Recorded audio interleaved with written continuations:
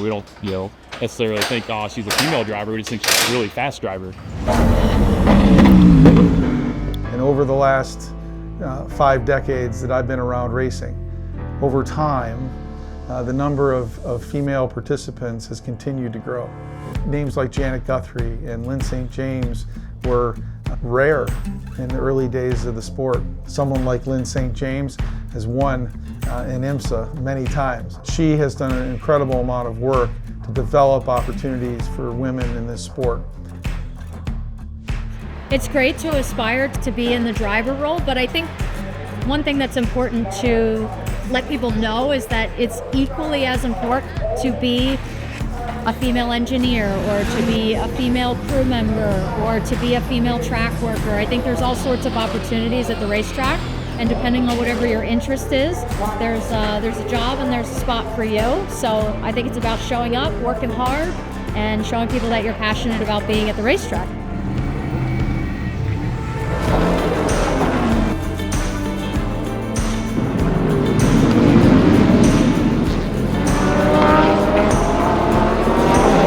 Us, it's just from the performance standpoint, that's what we're looking at. From a crew standpoint, we don't, necessarily think, oh, she's a female driver. We just think she's a really fast driver, and that she gives great feedback and has been a really great part of the team.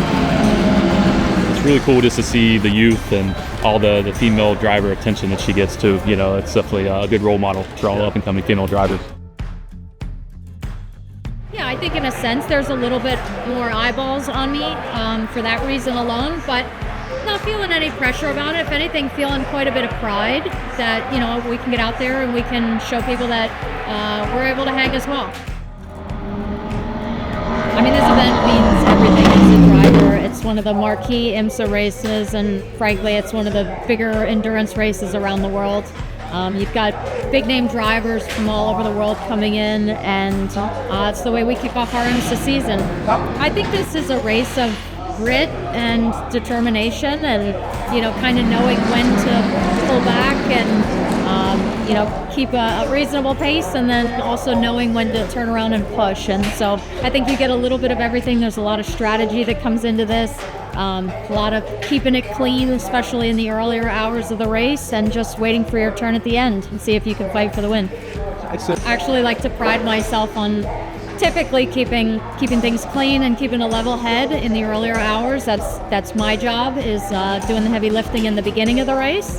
And you can't fight for the win if you don't really have a good car at the very end. So it's important to keep the car working and in one piece and preserving everything.